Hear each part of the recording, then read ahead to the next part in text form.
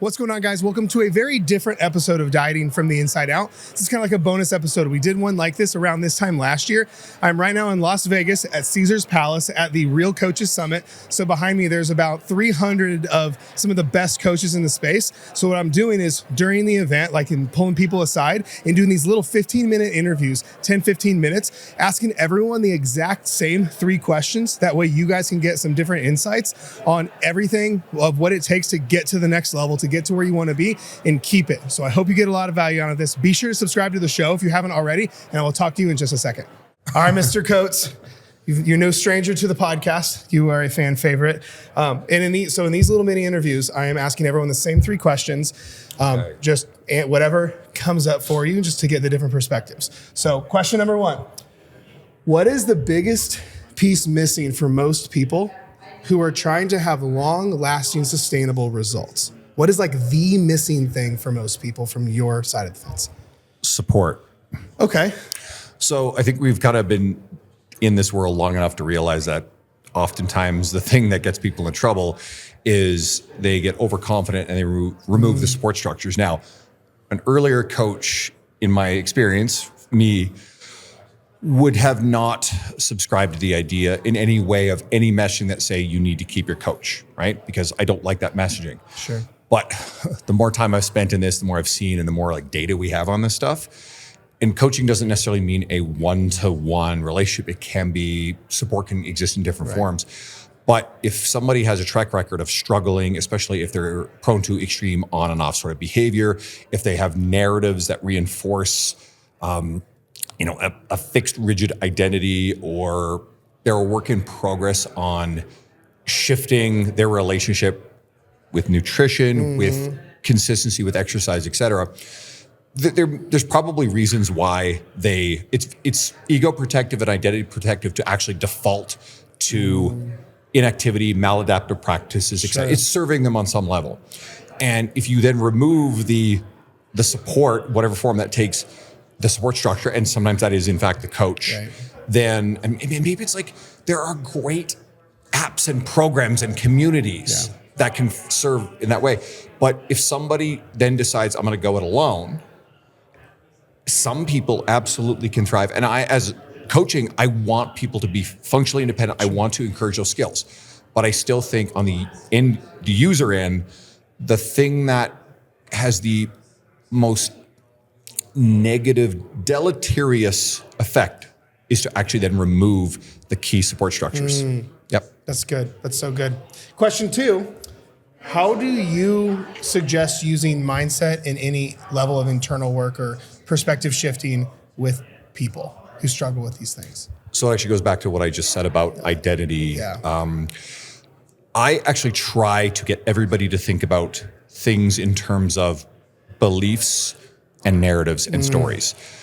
There's 2 aspects to this. The first is it's a fundamental understanding that there are explicit facts and truths, not your truth, but truths. Like these things are like the laws of the universe, like actual physics and biology and shit like that, and things that are like demonstratively provable. Not your subjective opinion, not your interpretation, not your story, not your narrative. And so if you can then separate that most everything that we believe is in fact a story and a narrative, we then recognize that and opens the possibility of being able to change those things, because most people, their identity is built upon and reinforced by stories and narratives that keep them where they are. And that may be guarding or protecting them against something. I mean, I'm not going to go into depth on like individual traumas or what have you, but there's stuff there. Or just there are people that would rather believe that they are victims of whatever circumstance than to actually understand I have agency and some control over my own outcome. It is easier to believe that I am a small boat adrift on the ocean and I have no ability to change my circumstance, because that alleviates the emotional discomfort of realizing, hey, I have contributed to that. And some people will get really offended by this idea. And then there are these performatively empathetic individuals, not everybody's like this, in our industry that will actually coddle and say, no. This is all beyond your control. This is not your fault. It's not about fault, but it is about responsibility. Yes. And at least some sense that I can take actions to make my circumstance better. Right. And that has to start with challenging identity and story. So if you can recognize what are the narratives keeping me in place, what are the stories I'm telling myself, reinforcing my choices that might be serving me in some way, but they're actually also hurting me in a big way, in a bigger way. You cannot change behavior if you don't at first acknowledge that. Yes. This isn't an explicit truth. This is a story that is protecting me. That's so good. That's so good. Okay, final question. It doesn't have to be related to fitness, weight loss, dieting, anything like that. This is more of a personal thing. What is some of the greatest advice you have ever been given? Oh, I'm drawing blank on this. I'm like, What comes up first? Because I'm sure we've all been given amazing advice. But what comes up first for you? Okay. I guess my early 20s, my dad encouraged me to read the book, How to Win Friends and Influence People, Dale Carnegie. Now, it was probably dad somehow identifying that maybe there was some sort of, maybe it was a soft way of telling me there was some sort of deficiency in like how I interact with people. I don't know. But there are big lessons in here. It's, in all things, and I try to practice this, is people will like you if you make them feel important. In all areas of life, if you go about interactions with wanting the other person to come out ahead and better off because of the interaction, if you can take two people whose value systems, interest goals align, and you can actually introduce them where it's mutually beneficial. And this is not about being transactional. In fact, it's quite the opposite. It's about pure abundance mindset. These are cliche sort of things, but they're truths. But in all interactions, if you can actually, I like to frame it this way. When I'm interacting with individuals, but across various sort of things, if I'm at an event and in front of a bunch of people, or through various media, one to many, it's like, can I build a bank of grace with everybody? Give, contribute, as opposed to always taking, always withdrawing, always cashing in, or the moment that you gain some grace or build something with someone, you immediately trying to withdraw and sell and cash in. And you can always tell who are the people like that. And the people who are always taking, we find very off-putting very quickly, and we don't want to deal with them anymore. And what I found is it feels good to just do things to support and give to other people. Sure.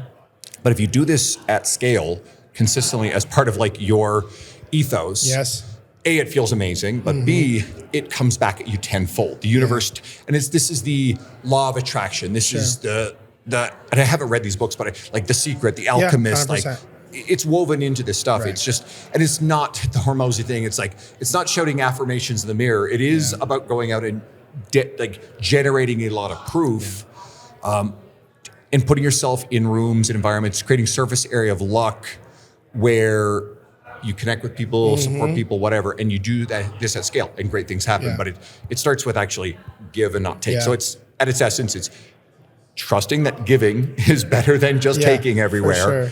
And the universe rewards you, and other people tend to like you. And it's nice to actually have people like you. And you can't do it from a calculated and transactional way. It has to come from a genuine place. I love that. And as someone who has benefited from that, I appreciate it more than you know. So everybody wins. Beautiful. Where can people find you? Instagram at Andrew Coates Fitness. You can, my website has got, articles and some resources, www.andrewcoatesfitness.com. I have been putting a lot of effort into my podcast the last little while. It's called the Lift Free and Diet Hard podcast. Let's go. For a very long time, it was sort of a give with nothing back from conversations with industry authorities and leaders about career development stuff. There's a gold mine there, over 300 episodes of that. But I also knew it wasn't serving the people that we, like for you, for example, I mean, who do you serve? You create resources for the end user who struggles with a lot of stuff we just talked about. So realigning that, but bringing the same incredible guests on and having conversations that would actually be more valuable to the end user. So putting a lot of effort into it. Recently picked up a couple of really huge sponsors, and that's very validating. So I would love it if you guys check that out. 100%. I love it, man. Appreciate it. Thank you, sir. Thank you. This has been great. Question number one, Mr. Aram Grigiorian. Should probably tell people who you are, even though you've been on the podcast like 3 or 4 times. Question number one. What is the biggest missing piece for most people who's trying to have long-lasting, sustainable results? What is the missing piece? Are you talking about it from a very specific, tangible, feelable, touchable skill set, or are you talking about it more on the broad spectrum sense? whatever my opinion is. Whatever comes up for you. What is missing? Psychology. Elaborate. People's ability to handle stress and emotional regulation, because that feeds into decision making. So if you can't regulate stress and if you have a tough time regulating emotions, you're going to behave erratically, and typically food will be one of the first places where you'll turn to. Yeah. How do you start people with that? Like when you have someone that you're working with who's just like, I'm a stress eating fiend, like what do you do with that? I'm going to look at their pattern of behavior first and just see where the limitations are, like where they're actually fighting and struggling. But I'm also going to actually examine, like, do you have a semblance of a routine in place? Or are you just operating in chaos constantly without a plan? Because if you don't have a plan, then I can see why you're stressed out, overwhelmed, and emotionally eating. Sure. But if you have a plan in place, it will make you less likely to make impulsive decisions. So we're going to have to evaluate the plan or lack thereof. Yeah. I think a lot of people, especially like professionals, they're just like, they just live in the land of eat less, move more. And it's like, well, just work harder. Won't stress eating. We'll just work harder. Well, you don't want it bad enough. And then it just goes downhill from there. Well, you can't work harder on a stress eating problem because it's going to make you stress eat more, right? It's if anything, you got to figure out where you can remove things off your plate. Like, am I not triaging properly? Am I mismanaging my time? Am I allocating energy towards things that don't really matter to me when in reality I'm making them more magnitudinal than they need to be?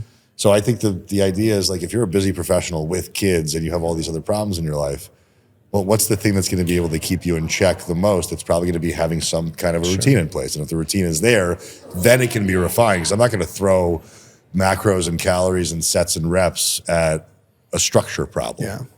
I think it's the lowest hanging fruit personally. Yeah. Like it's the lowest hanging fruit. I mean, it's the hardest one to tease out because people will say things like, I eat well. Well, eating well means that they recollect the salad they had at lunch, or they recollect the steak they got instead of the chicken parm that they ordered. Yeah. So to them, they're not eating poorly. Sure. But that doesn't negate thermodynamics and the fact that you still could be eating too much relative to your body size and relative to how much your body needs. Yeah. So, but if you have routines in place, routines can be measured and evaluated. If your life is in chaos and shambles, how are you going to know which variable of the equation to change in order to affect some level of result? Yeah. I always believe whenever chaos or stress or whatever hits, where we just fall to our lowest level system in strategy and all that. Which is no system. For truth. You know what I mean? Like, and here's the problem that I see, dude. Like, I see everybody gets from adolescence to adulthood with a lot of intentions, plans, and schedules. Sure. And all of that shit goes out the window outside of then people having their children's schedule, which keeps them to a timeline. But it's not their own timeline. It's a manufactured timeline that somebody else gave them. And then they have their work timeline. But there's no other structure outside of that. Because then that's when the weekends get sloppy. Right? They can maybe follow a routine Monday through Friday because I have all these appointments in place and everything's structured. But then the roof fucking falls off on Friday, Saturday, Sunday because now there are no rules. Yeah. And that's where I think people struggle. Like 3 days a week can make a difference in somebody's life. If you're doing well Monday through Thursday, but then Friday through Sunday is a carnival, you're going to have a problem. And most people don't have the metabolic capability that you and I might have, where they can eat. Well, I don't have it. That's for damn sure. Well, I mean, I'm sure you could eat north of 2,500 calories. Oh, for sure. Right? For sure. Like, so, but think about my average demographic, who's a 35-plus-year-old woman. Yeah. They don't have 2,500 calories of budget to play with. Right. So if they overeat 3 days a week, that's enough to put them into a surplus, slow down fat loss, or even exacerbate fat gain. And that's the tough thing to watch because it's like you're doing so well and you have these skill sets, just tack them onto the other side of the week also. 100%. I love that. All right, question 2. How do you personally use any level of mindset or inner game work with your people? When we start hearing about food relationship issues where people are labeling food as good or bad, or we're hearing people recite things like, I feel fat or I look fat, when in reality in 24 hours, nothing's changed. It's just their mental disposition in that moment that's dictating that specific feeling. I'm going to start asking them some deeper questions about like, okay, well, if you truly feel like this, when was the last time you did feel good in your body? And what did that actually feel like? And they usually recall sometime back in the day before their children. Okay, so now you understand that your life was wildly different 20 years ago than it is now. You didn't have the mortgage and the house and the kids with 3 different sporting events and your job and keeping up a household and the fights with your husband. Back then, you were just a lone wolf doing whatever you wanted to do, and you were hot shit. Now, you can still be hot shit, but you have to manage all these other variables. So you can't put the same level of pressure on yourself to achieve these very arbitrary aesthetic results that you're looking for, when in reality, you don't have the bandwidth for all the sacrifice that you want. Because it does take sacrifice to be your leanest self. And that's why, like me at 41 years old, I've given up on this idea of walking around with a 6-pack. Because it takes away from my ability to enjoy my life. And it's like, how much more benefit do I get from being 9% body fat versus living at 15? Right. I don't get a benefit. Yeah. So why am I putting all this effort into something that's so arbitrary that nobody else but me cares about? Yeah. So I have to be able to tease out where the problem came from, what sparked that line of thought. And I don't want to call it self-hate, because people don't hate themselves all the time. That's depression. Right? Like if you're truly depressed, like, yeah, you have a clinical issue. We need CBT, we need medication, and that's there and it's appropriate. But if people just have like limiting belief issues and they have a lack of self-confidence because they just don't follow through, then once they start following through because they start patterning these things to improve their quality of life, all of a sudden the confidence comes back. And now when they wake up in the morning, they don't micromanage every ounce of cellulite anymore. Because if you hold a perfectly good egg up to a light, you'll find a crack in it if you look long enough. And that's what people do. They fixate on everything that's wrong, as opposed to like, holy shit, I'm stronger. I sleep better. I can actually have ice cream on the weekends with my kids and not freak out about it. I stepped on the scale and it didn't really bother me. But you're still not going to be free of some disordered relationship with food. You're not going to be fully free of having a perfect body image all the time. So it's as long as you have the skill sets to manage those things, then they don't control you, and you can control that. Well, I think a lot of it goes back to the expectation piece, where like you can get to where you have a fantastic the picture perfect relationship with food and all that different stuff, but I think people don't realize it's going to take time, and we're just looking for progress. As long as you're going in the right direction, like, cool, we're good. But we don't. I think too many people like put a gatekeeper to their happiness until they are at the fully end of the road, which is for a lot of people going to be years down the road. Well, they might not be an end of the road. Like I've been on this journey for 26 years, and there's no end for me. Like the end, it's an evolution and it's a modification constantly. And I think the problem is people look at it as this one linear road that I'm either driving up it or I'm going backwards. It's like there's times where you stop and pull off to the side. There's dynamics to it. There's nothing wrong with that. There's times where you reroute to another road and you go see another scenic part of the country. Everybody always believes that it's like, oh, I'm in traffic now. It's awful. I lost all my progress. Well, no, you've still driven 100 miles. Right. Like that distance was still covered. So like where you were before, and people don't like to zoom out because people don't think in that way. They're so strapped up in this idea that I'm failing or I'm bad now. As opposed to like, look at where you used to be. Like your nights used to end with an entire sleeve of Oreos. Now you have a couple. That's fucking progress. Incredible. It's incredible. Yeah, I love that. All right, final question. Not, it didn't have to be tied to weight loss or fitness or anything. What is the best piece of advice you've personally been given? Nothing's ever as bad as it seems. Nothing, like even like when we're at the event. Yes, right? we are at the Real Coaches Summit. So last year when I got a bill for $128,000 and I didn't have it to cover it, you know, I did what I could to whittle it down. And then magically in the 25th hour, I was offered a $70,000 loan. And I was able to cover the cost of whatever I had left over. And then I ended up making enough money to pay back the loan. So unless it's terminal, there's probably a solution to the problem somewhere if you look hard enough. And even terminal, some people pulled out some crazy shit. You know what I mean? And I think it just comes down to like, can you accept that life is going to kick you in the ass every once in a while? And can you be okay with it? Like I accept that things are going to be, I tend to take more of a pessimistic route. So I'm like, I'm going to expect the worst. And then if the best happens, awesome. It's a stress reliever. But I'm prepared for the worst. Mentally, emotionally, spiritually, I'm prepared for everything to be bad and wrong because I can handle that. Where I don't do well is when things are going well. And you're like, when's this hat going to drop? And a lot of our clients do that, but then they self-sabotage. Whereas for me, I try not to self-sabotage because I know that it's only going to make the problem wildly worse. As opposed to like, it's probably coming at some point, but I have the skill sets and the tactics to deal with the problem when it comes up. I love that. It's good.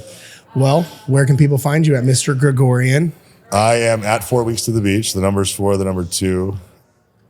4 weeks. 2. The beach. Like, wait, I have to even think about that. If you're a coach who's listening, come to the event next year, right. realcoachessummit.com. But I'm on Instagram. If people need help, if people need resources, if they want to bitch, if they want to, if they need a shoulder to cry on or an empathetic ear or a slap in the ass, whatever it is, I don't gatekeep anything. I don't keep anything under a paywall. Like if you need me, I'm there for you because I'm going to make my money somewhere else. Yeah, 100%. I love it. Thank you, brother. Thank you. Appreciate it, man. Thanks. All right, we are here with Miss Feraco. What's up, Beth? What's up, Jared? How are you? I'm fucking amazing. How are you? I'm good. New glasses? Are those new? No. I brought a few with me. And this is the last pair that has not broken. So This week? No, from Maine, because we're vacationing in Maine before we came here to the summit. Nice. Yeah. Very cool. Awesome. Well, 3 questions. The first 2 are very transformation related. The last one is not. So, first question. For most people, this is just whatever comes up for you. Okay. What is the biggest missing piece for most people who are wanting long-term sustainable results? Like what's the missing piece that most people are overlooking? Consistent action, even when they don't want to. Okay. Elaborate on that. Getting sidetracked by social media. They'll be doing something and then they see something on social media and they think now that what they're doing is not right and now that there's something else wrong with them. I feel like people just don't focus on just doing the thing. You know, they're always looking to see if they're doing it right or if, they need something else. Yeah. It's kind of an epidemic. Yeah, I've literally had clients where like they're doing so good and then they see like a 10,000 calorie challenge video. They're like, why is this person able to do this and this? And I've told people like, you need to just unfollow everyone. Yes. Yeah. You need a social media cleanse. Yeah, that's right. The only cleanse you need is of your Instagram You account. really do. You do. And the reason I'm saying this is because I see it in my DMs all the time. Yeah. People that have been following me for a few years now that just now they're asking questions about cortisol and inflammation. It's like, how long have you been listening to me? You're still focusing on the shit that does not matter. Yeah. You know? I think so much of it is, it's just not, the right stuff isn't sexy. It's boring basic. It's so boring. It's not sellable. Your There's that's a TED Talk right there. Right? The viral videos about, the boring basic shit. I mean, there's no viral videos about boring basic stuff. That's fair. It's the fear mongering. The fear mongers, the ones that talking about cortisol and inflammation, they're getting viral and they're talking about shit. Yeah, absolutely. that people don't need to worry about. So for people listening who are like, okay, that's me. I deviate and I'm like, I'll be doing so good, but then I want to jump on Jane Doe's thing at the office. Like, what do they do? Just be more focused or put the fucking blinders on or like, what do they do? You got to put the blinders on and just do the thing and stop thinking that you're broken.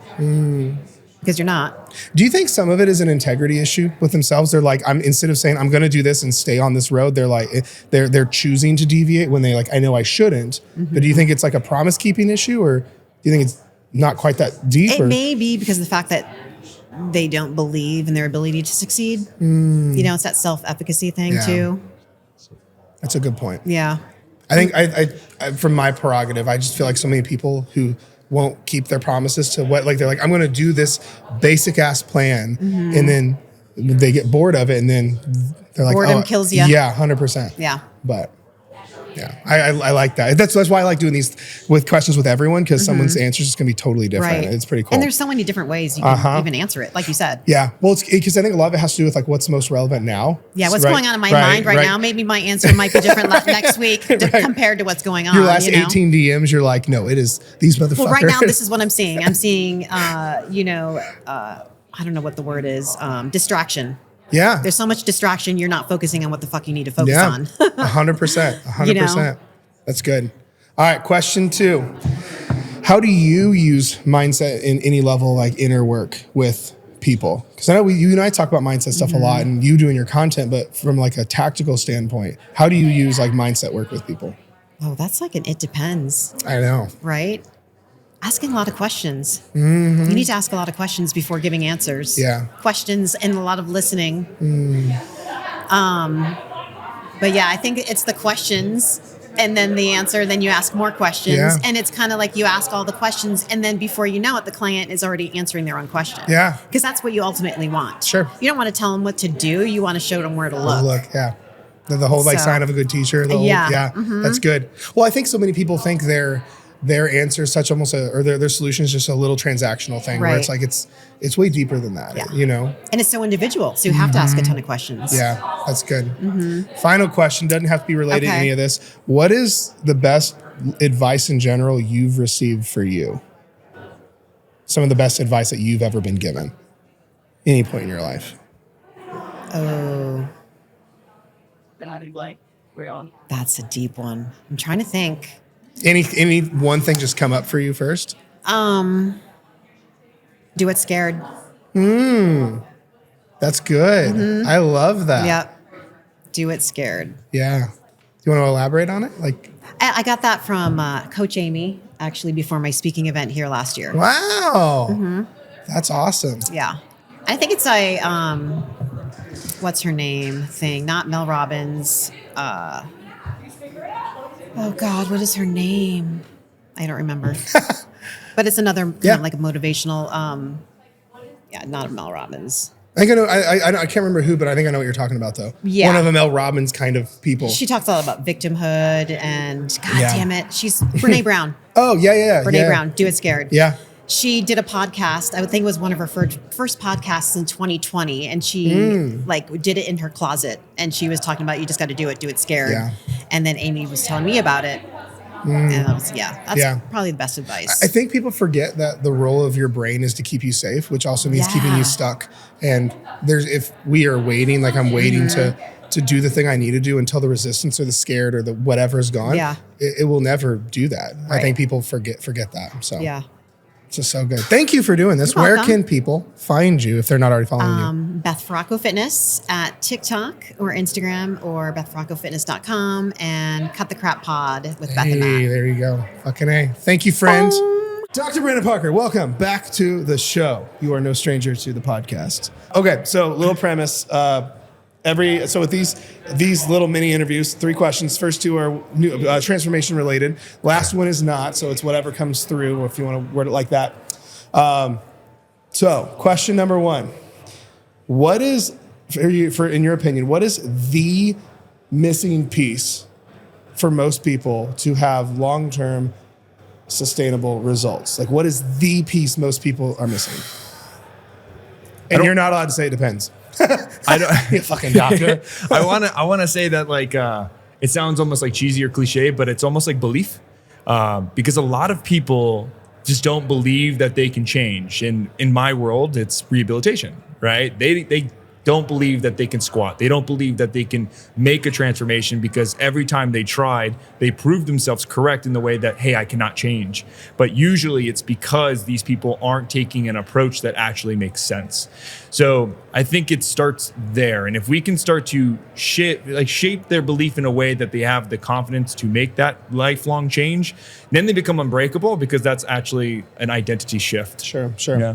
Well, ironically, so to question number 2, what are some mindset or internal work that you have your people do? Because you don't just rehab people. You don't just hey, do this list of exercises and shut up and sit down. You know what I mean? So what are some like the more mindset and inner game shifts or internal shifts you have people do?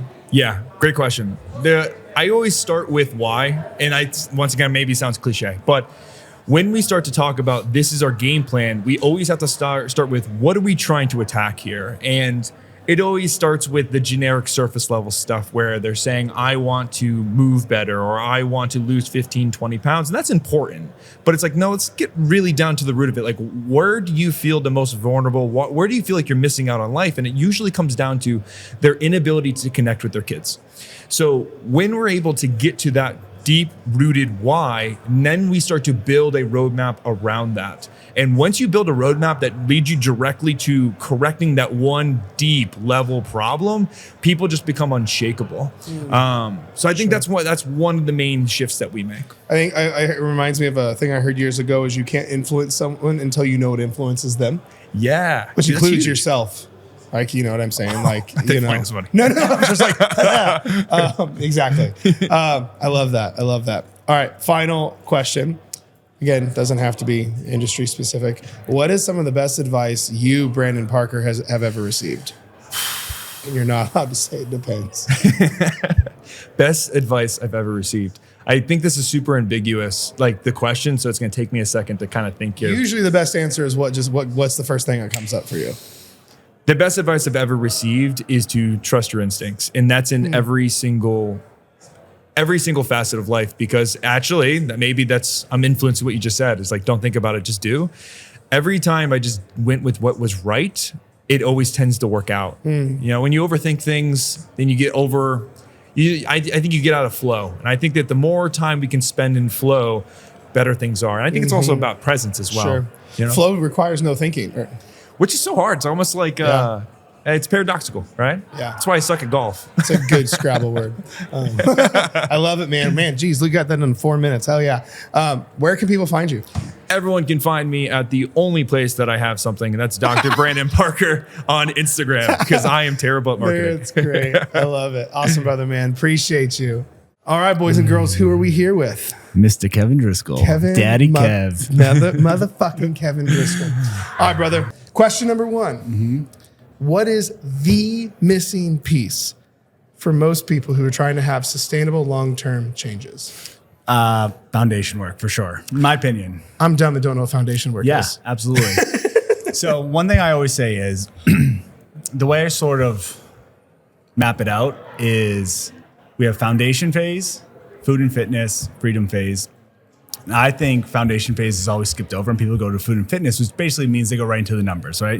They're cutting out foods, they're restricting, labeling foods most likely. But foundation is truly the work where we sort of need to work on behaviors, habits, mindset, all that psychology, psychological beliefs. So we want to dive into that to build a foundation of your life. I'm listening. Distracted, but building a foundation, like whether it's education, right? Everyone's going to be different. Education on nutrition, like, hey, this is how we create a meal. It could be more lifestyle habits where, hey, we need to be better at planning. We need to be better at environmental setup. Or it could be something as far as like, your relationship with food. How are you looking at food? When you have emotions come up, certain emotions, whether it's stress, boredom, whatever it may be, and we're using food to solve those problems, solve those feelings, then let's dive into that. Because once we can really build a strong foundation, it's like building a house, right? We hear this analogy all the time. You build a house on a beach, it's right on the sand, right? It's probably not going to last that long, especially like a storm comes or just having it last 30 years versus building it on some solid concrete. That's when we can, take life that comes at us and still be able to keep that strong foundation of the house, the whole house as a whole, standing and working through that. So I think most individuals, I always say, if you want to consistently yo-yo diet, lose and regain the same weight over and over, continue to skip over the foundation phase. Like keep going to food and fitness. But if you do want to lose the weight once and for all, I always like to say we're trying to achieve fat loss freedom with a happily ever after. Sure. So it's like, let's lose the weight, keep it off, and then just go live our lives in a way. It is almost like his boy has a podcast of his own. Oh, eat the donut. That's right. We'll get there. Look at the arms on this boy, though. Like, you're just... Don't look at the pits. I'm sweating. Look at the arms on this boy. I love it. Question 2. What are more specific mindset or internal strategies you use with people? More mindset, internal strategies? Like just whatever, like mindset, inner work that you have them do.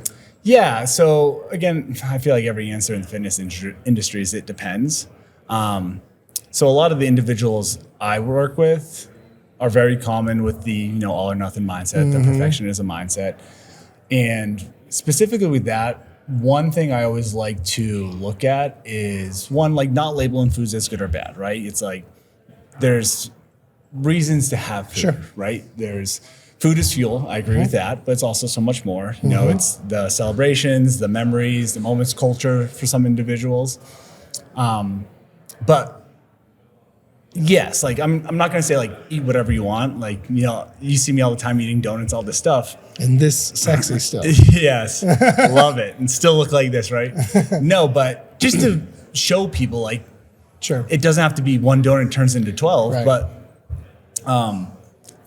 more or less put in some context behind these scenarios where it's like, yes, most of the time are just gonna be regular meals. We want to have a protein, fruits and vegetables, fiber, things of that nature. But it's when you're at your kid's birthday, it's when you're on your anniversary date, when you're on vacation, there's context there, right? It's like, it's your kid's birthday. Eat cake with your kid, like create this memory, create this moment with them. Because when you're on your deathbed someday, you're not going to worry about if you fucking didn't eat the cake or not. Truth. You're going to think back on the memories and all that stuff that came with it. So adding context to it, right? Yeah. You know, it's don't beat yourself up for having the cake. Be like, hey, I had this cake because X, Y, and Z. I ate this food because whatever that reason is.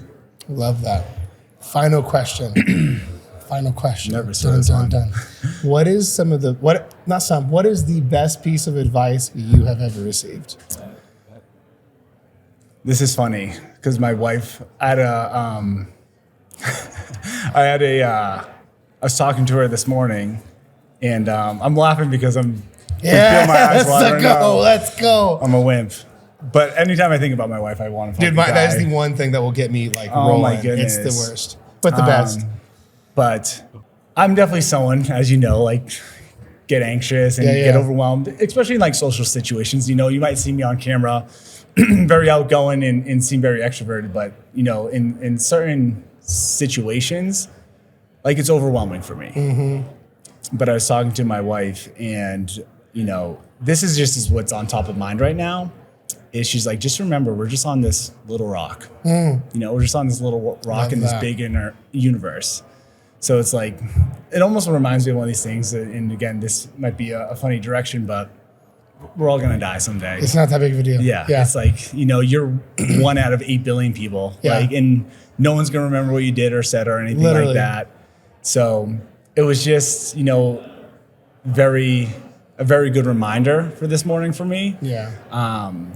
Of just like remembering, like, you're just on this little rock. Like, you know, don't dramatize these things to become to take away from the experience, right? You know, where I think that happens a lot is like we get very intense with a certain thought that it takes away so many areas of our life, right? Totally. Like you eat the donut and then like you're missing out on all the stuff that's happening for the next day, you know, at least a couple hours. Sure.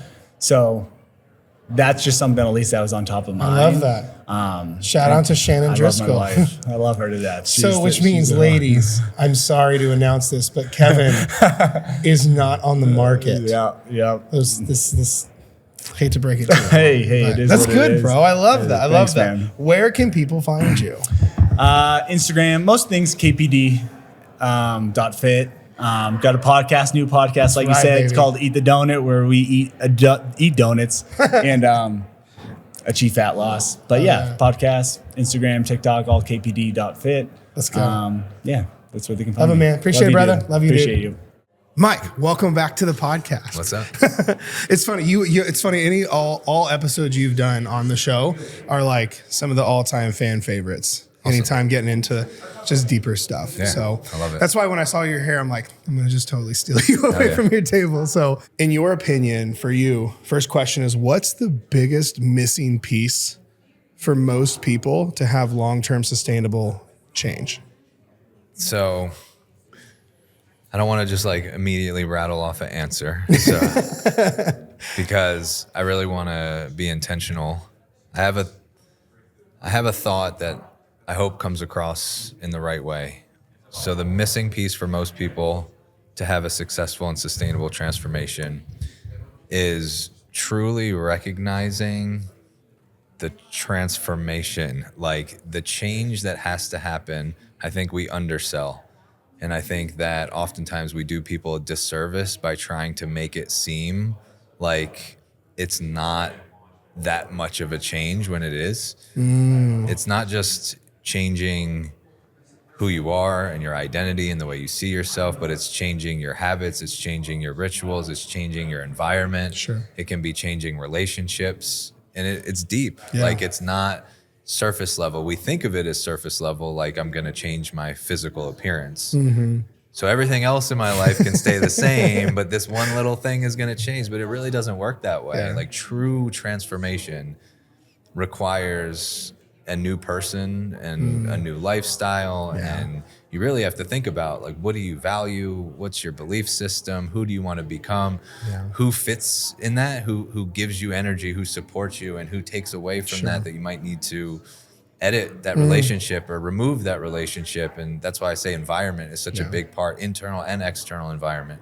So I think that's the biggest thing, is like truly accepting that if I'm going to embark on this journey, I am understanding the commitment and the transformation as a true change in who I am and who I'm becoming. And that's why we have Mike Millner on the show. That's amazing. It's probably like my favorite answer so far. So that's awesome. Okay, second question, getting a little bit more strategic. How do you have people go about any mindset or internal work when going on this journey as a whole, like from a more of a strategic standpoint? Yeah, so I like to always start with awareness as the first step. I think mindset is hard because it's so abstract, and beliefs are difficult because we don't question them because they're embedded in us. And most of our beliefs are running in the background. It's the subconscious mind that does, you probably know the statistics better than me, but 90% of our... they're everything. Yeah. So it's running in the background, and we never think to question it because it's hard to bring that to the surface because it's just programmed in at this point. So what I like to do is create awareness through a couple things. There's two ways to create awareness. Number one is pattern. So pattern recognition.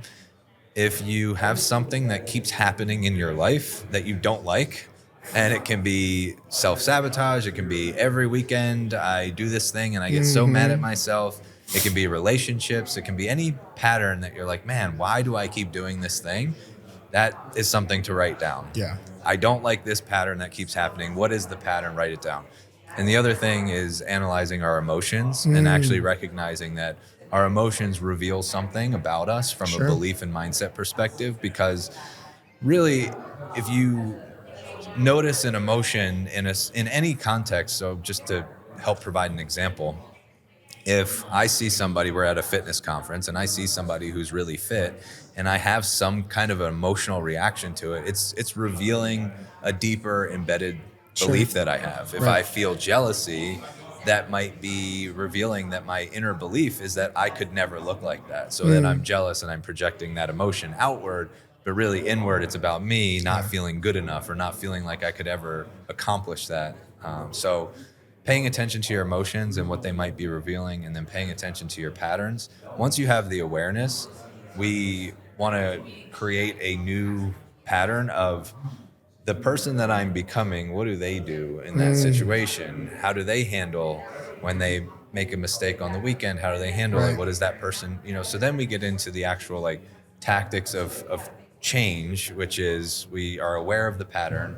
We identify the person that we're trying to become and how they operate instead. So now we've created the where we are versus where we want to be. And then it's through repetition, and it's through practice, and it's through failure, and it's through accountability. And it's just embracing, again, going back to the first point, that it's hard. It is a true change. So it's not easy. And you're quite literally reprogramming your mind. So we have to go through the difficult steps of, I know that this is happening. I know this is where I want to be. And now I'm just putting in the reps and trying to remove as much friction as you possibly can between the two. And again, that's like, if there's this behavior that keeps happening and you are setting yourself up with your environment, let's say we go back to like the jealousy example, but all you're consuming on social media is people that make you feel jealous. Well, let's change the environment. Stop following those people. So like remove the friction wherever you can to make the action steps easier to then get to where you want to be. I love that. Love that. Final question. Doesn't have to be weight loss, fitness related. What is some of the best advice you have ever been given? Man, this is another one that it almost feels like I'm doing a disservice when I just like jump into an answer, because I want to make sure that I'm calculated in my response. And so now I'm just talking to kill time so I can think now. I would say something that jumps to mind as a more recent thing in terms of advice this is actually very relevant to fitness. It's very relevant to business. It's relevant to everything that we do. And it is a concept known as system reliability. So if you think about any system, human metabolism is a system. Any system, the reliability is how frequently do we get the outcome that we want? So simple example, if I go to turn on the lights, that's a system that's working, right? And I turn the light switch on. My expectation is that when I flick the switch, the light turns on. It's a pretty reliable system, but not 100% reliable. The light bulb could burn out. There could be electrical wiring issues. So like, let's say it's 99% reliable, that when I flick the switch, the light turns on. So that's, any system has that level of reliability until we insert a human. And most systems fail. Like technology, if you think about it, we get so frustrated if something works 99 out of 100 times. We get so frustrated by that 1 out of 100, like your laptop, right? When you go to turn on your laptop, you mentioned recording and losing, backups, right? And you're like, I have to have the backup because the technology didn't work once. And it's like, oh my God, this is the worst thing in the world. Right. So technology is very reliable. It's so reliable that we get frustrated if it doesn't work 1 out of 100 times. The biggest disruptor of system reliability is when you insert a human, because humans are very unpredictable and unreliable. We're fucked up, right? So the interesting part about it is if you just think about it from a math perspective, the fewer parts that have to go right in order for the system to work, the better. Yeah. Adding more parts fundamentally lowers the probability of getting the outcome that you want. And it doesn't matter if the added part itself is 99% reliable, you've still decreased the probability. So if you just think about turning on your laptop, you've got like, it's got the power, your computer's working, and you push the button. If we added another part to that was 99% reliable, you still lowered the system reliability as a whole. So now bringing this full circle to weight loss. If you are trying to create system reliability, meaning when I eat the things, when I work out, I move my body, when I follow this predictable system, I get the outcome that I want, which would be weight loss in this example. The more things that you add that need to go right in order for the system to work, the less likely you are to get the outcome. Which is why adding more things is very rarely the right thing to do. What we want to do is we want to remove things that are unnecessary to create higher probability of getting what we want. So the fewer parts to a system, the better. Let's optimize the fewer parts that need to go right to get what we want. So instead of thinking of the 10 things on your checklist, think of like the 3 things that you need to do and optimize the shit out of those 3 things and like really hone in on those. Like it's my food quality, it's how much I'm eating, and it's moving my body. If I just optimize those 3 things, then the system is going to be way more reliable than if I say, I have to take my supplements at this time, and I have to drink X amount of water, and I have to get this many steps, and I have to get in, and you start to stack up the components. And here's what happens. The human says, I did 9 things right, and I missed that one thing. Well, screw it. Tomorrow I'm not doing any of the things. And that's where the system adding a human decreases the reliability. So that was a very long-winded explanation. But that advice has changed the way that I approach my business. I literally have a piece of paper on my desk, and it's just the system that I have for my business, and the only necessary components are on that piece of paper, and anything that's not on there, because I have ADHD and I have squirrel brain and I get distracted easily, anything that's not on that paper, I ignore it because I know that I need to optimize those few parts that are necessary and the rest can get ignored. That's so good. There you have it. That's why we have Mike Millner on the show. Where can people find you if they want to follow you? The best place to connect would be Instagram at Coach_Mike_Millner or my podcast, Mind Over Macros. Beautiful. Appreciate it, brother. Yes, sir. Thank you. Of course. We are here with Body by Ryan Fitness. What's up, Ryan? What's up, baby? Welcome back to the podcast. I am the most frequent podcast appearance. You are. I am the master. That's right. This is my podcast, guys. It is my podcast. All right. We are doing with these rapid interviews. Like last time, I'm asking everyone the same 3 questions, different 3 questions. I like that. So the first two, transformation related. The last one, whatever comes through you. Okay. Question number 1. The spirit of Of Christmas past. the spirit of a Civil War general. Okay. Jeez, bro. Jeez, bro. There we go. Earthquake there. Wow. All right. My podcast. Question 1. What is the biggest piece missing for people who are trying to have long-term sustainable results? Like the piece that's missing. The biggest piece that's missing when people are trying to lose sustainable weight, is that what you said? Yes. No, but that'll work. Yeah. That's actually not what I said. I would, well, you know the camp I come from. I'm always But big. I don't. But they don't. The people Sure. don't. Well, these people. I think, I'm also big on dieting from the inside out. So my biggest thing when it comes to sustainable weight loss is the mental health aspect of things. So I think the biggest piece missing is, I think one is the awareness of your whys, and not just like a superficial, but like a deep rooted, why do you want the thing you say you want? And I think having clarity on that is a beautiful thing, because it really just clears up so much cobwebs of things. And I think a big topic of conversation that we talk about a lot is like food noise. And I think food noise is always going to linger until you address sort of like the deep-rooted things that are constantly keeping the noise or the volume high in your head. So for me, it starts with your mental health and the awareness aspect to uncover what you want and why, and bring clarity to that. I like that. Me too. Question. Well, I hope so. Because I fucking said it. Question 2. How do you, very much along the same lines of what you just said, how do you use any mindset or inner work with people? Strategically. I use a lot. Strategically, so one, like for perfect example, I just did a group live training with my clients on stress management. So one, breathing tools. Hey. So we went over box breathing. We also went over the previous week before that, we went over a lesson on forgiving your past self, your present self, and your future self, and creating respect between the three of them, because the three of them are actually working hand in hand together for your present self and what you really want.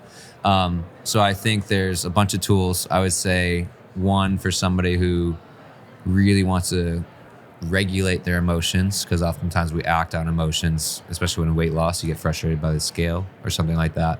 I would say start with some breathing exercises. Box breathing is a great strategy. But there's so many tools I do use with my clients for mental health, which is a good thing.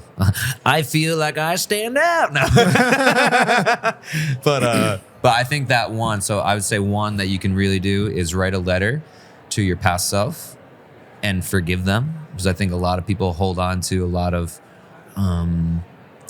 animosity with the person who did all the fad diets, the person who did all the self-sabotage, and the person who overate, indulged, all these things.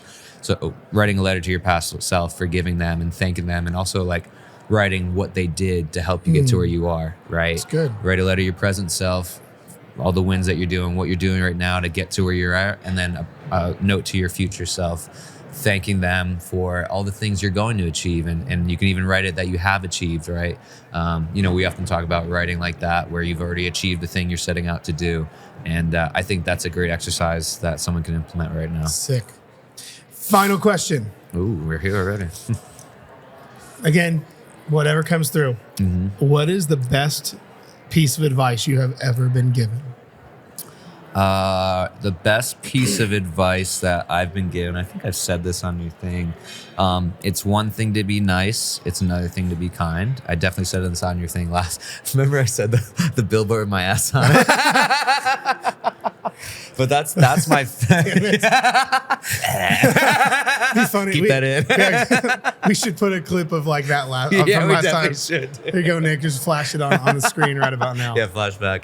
If you could put anything on a billboard for the entire world to see, what would you put on that billboard?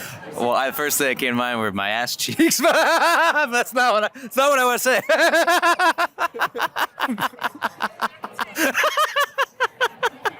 But that's honestly, dude, that's my biggest quote, because it was a quote told to me by my mentor, who gave to me without asking for anything in return. And it's one thing to be nice, it's another thing to be kind, right? So especially a lot of what we do is get deeper than just nice, get deeper and be kind. And kindness really comes from somewhere that's driven from within. Yeah. And so that's my favorite quote to leave people with.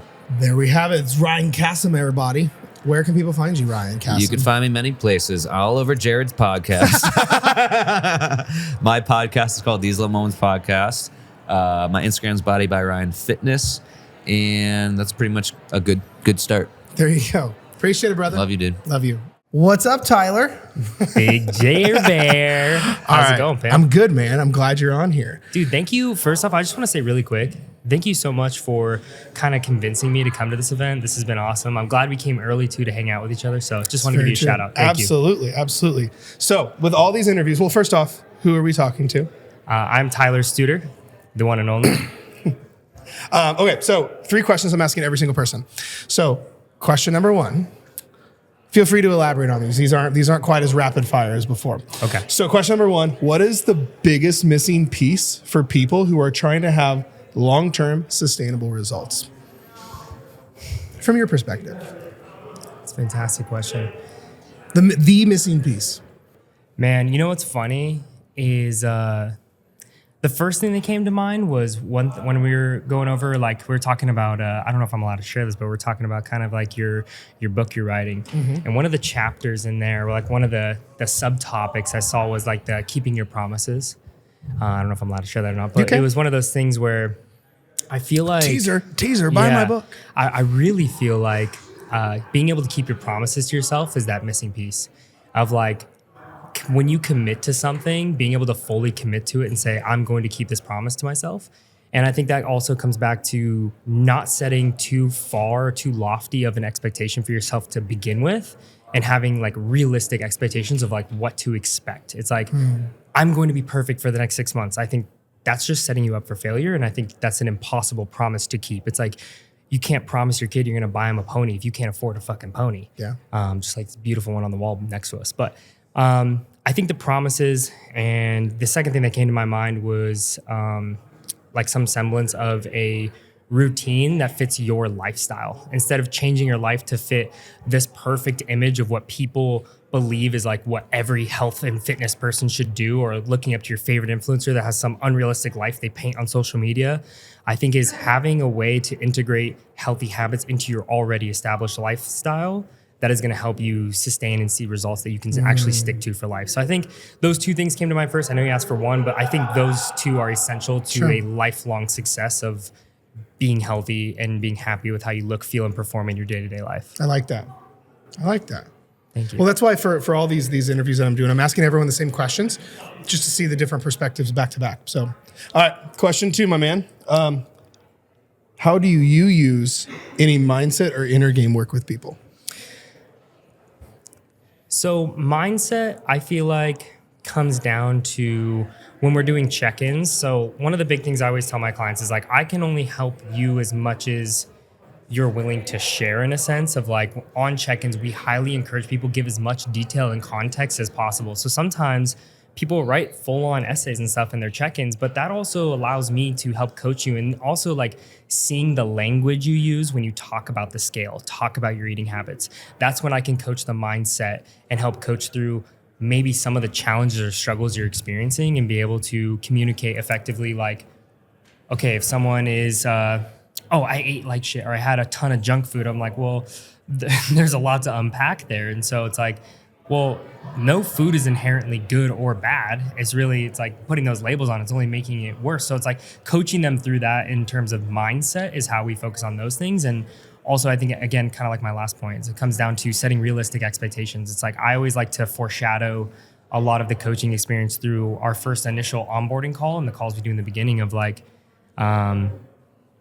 making sure that we set realistic expectations. I think you can do that with yourself as well, is setting that expectation of, or even asking someone, a coach or a friend, and being like, hey, do you feel like this is realistic? And I think getting that outside feedback can help you set realistic expectations. So I think mindset for us comes from a coaching perspective of like being able to see the language you're using around like food and behavior.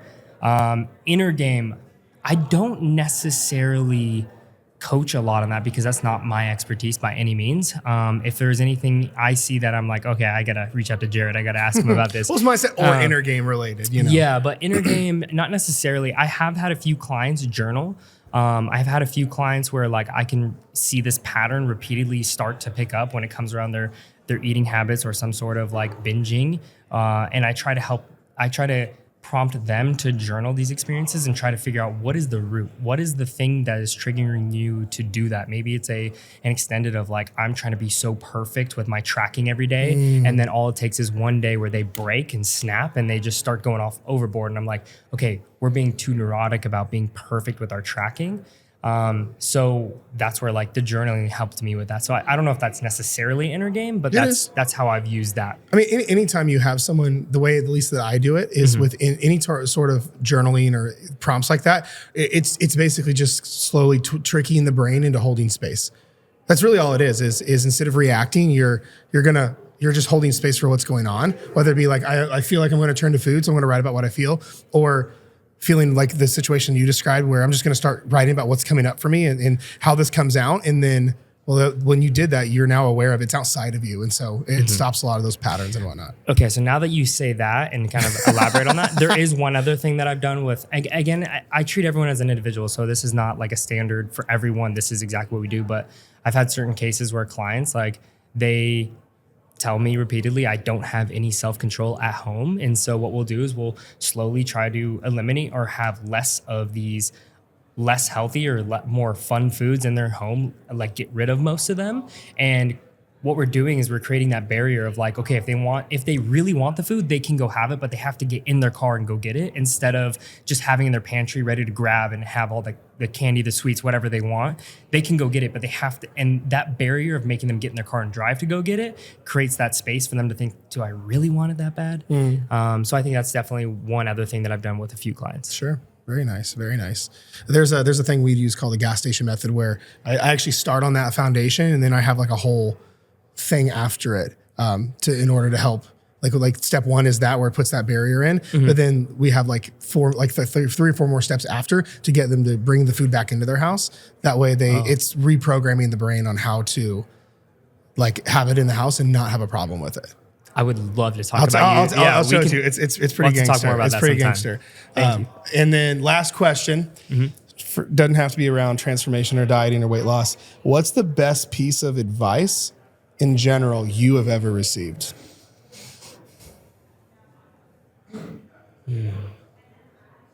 Probably the thing that just comes up to you first. The first thing that came to my mind was you can't fix stupid. Thank you for coming to my TED Talk.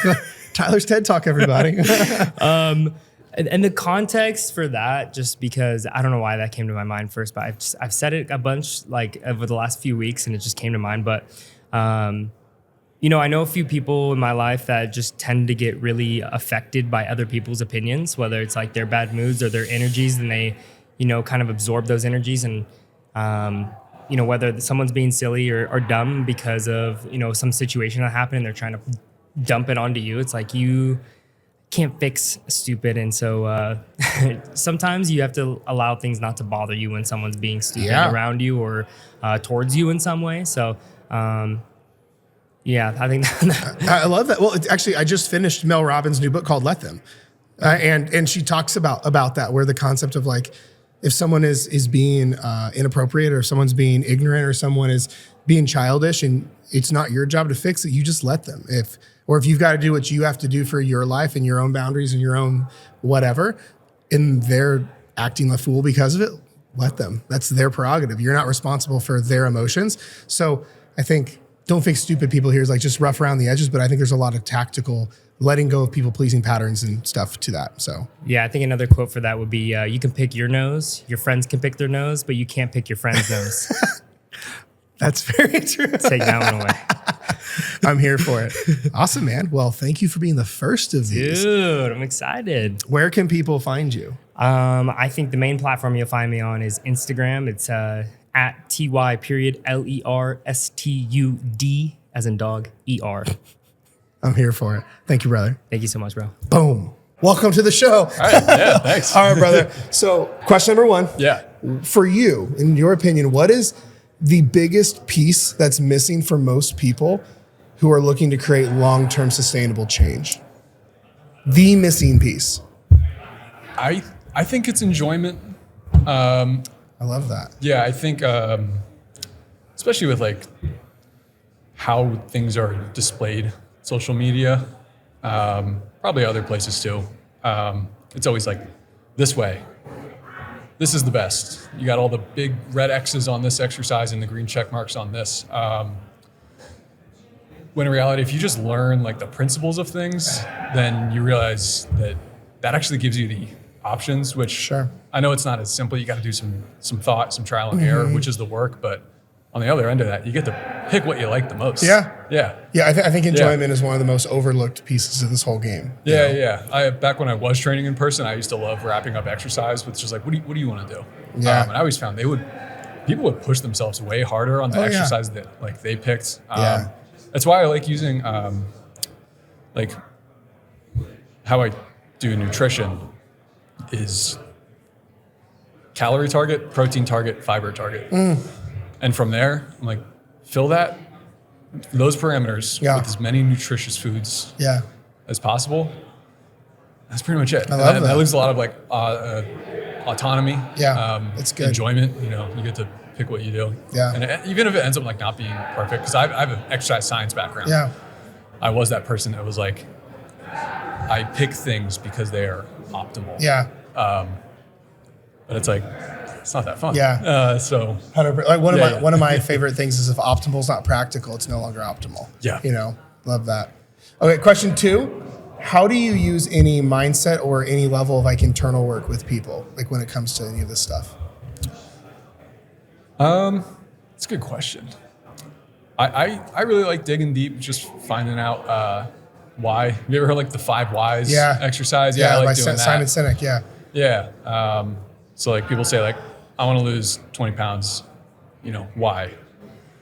I just want to look and feel better. Okay, why? And then like just keep going. And I like to tell people up front, like you might get frustrated at this drill we're about to do. Yeah. Because it's kind of like that toddler. Sure. Like it's just like, why? Yeah. Like I've worked with kids before. I don't have kids, but I worked with them and like sometimes just because, Yeah, right. But like that, I feel like it helps to like really dig into why, and then you find something way more meaningful than that initial goal that they set out to do. And then when you get to that, be like, all right, write that down. And we're going to look at that a lot. Yeah. Well, if you can't get to your core, the core reason behind all this, because we have like all these internal, protectors, if you will, right? So it's like, I want to lose 20 pounds. Well, why? Because I hate the way I look. Well, why do you hate the way you look? Because none of my clothes fit. Well, why does that matter to you? It's because I hate feeling no confidence. Well, why does that matter? It's because I feel judged. Like, and it's less like, oh wow, this gets really, really deep, really quick. So yeah. And I like to, like I said, like write that down. And when you are not feeling like adhering to the plan, looking at that more significant why usually kind of lights a fire under people's ass. 100%. Like, all right, 100%. I should probably get on this. I love that. Yeah. That's beautiful. All right, my man, final question. Again, not related to weight loss or fitness or anything. What's some of the best advice you have ever been given? This is a good story, actually. So my brother's 2 years older than me. Okay. He was always like, not only because he's a little bit older than me, but like just a lot bigger, stronger, faster. We did the same sports growing up. He just he would kick my ass like all the time. Yeah. But he was always like really supportive, not traditional big brother of just like bullying me. Yeah. I remember the first exercise related drill I ever beat him on. Wow. We used to run the bleachers in the off season for swimming. And I was hanging on his tail the whole time. We were almost done. I made a big sprint at the end, past him. Yeah. Even though the exercise before that, Sure. he pushed way harder, so I know he's going into that fatigue. Right. Whatever. But I was like, I got him. Yeah. And he goes, why'd you do that? Like, he wasn't like, dude, nice work. I was like, what are you talking about? He goes, if you can make a sprint at the end of such a long thing, you're leaving too much in the tank. Wow. He said, don't go when you're ready. You go when you're able. So he's like, don't wait. That's He's great. like, if you can make that sprint there, you could have passed me probably like, several minutes ago. Yeah. That's good. Yeah. And that was, I love that stuck that. hard. I was like 15, Yeah, man. maybe 16 years old. Yeah. It's so much better that you have the story to go with it too. Like everyone else, I've Yeah. done these. And again, nothing against anyone. Everyone's story's been or answer's been great, but no one's put a story with theirs, and that just makes it even more powerful. So that's beautiful. It also it came from like my big brother. Yeah. I have serious what I like to call little brother syndrome. Yeah. Like, ever since I was a little kid, I was like, that guy's the coolest guy I've ever seen. Like Yeah. everything was so cool because he was Yeah. always like so nice and supportive. Yeah. Again, not that traditional older brother Yeah. of like just beating the shit out of me Yeah. every day. I get it. So like coming from someone like that, Yeah. it just hit Yeah. That's awesome. really man. hard. I love that. Yeah. I love that. Man, I appreciate this. Tell everyone who you are and then where they can find you. Yeah. My name's Nolan Vannata. You can find me on Instagram. I'm lucky that no one else has my name. So like I don't have to have like a creative Instagram name. I post a little bit, but I'm more active on Substack, and that's where I give like all the nuance. It's called the Spotter Substack. Cool. Like the spotter in a gym. Yeah. Nice. Yeah, I put way more effort into that, into like my short form content. I feel like if people want to check out more about like what I talk about, that's the spot. Perfect. Yeah. Awesome, man. I appreciate it, man. Thank you. Yeah, this is really It's cool. been great. Yeah. And there we have it. Thank you so much for tuning in once again to the newest episode of Dieting from the Inside Out. Be sure, if you have not already, go check out the description of the video where I have a lot of free resources for you. I have some brand new stuff that you guys haven't seen yet. And if you have not already, be sure to subscribe to the show. Otherwise, I appreciate you. I love you. And I will talk to you all next time.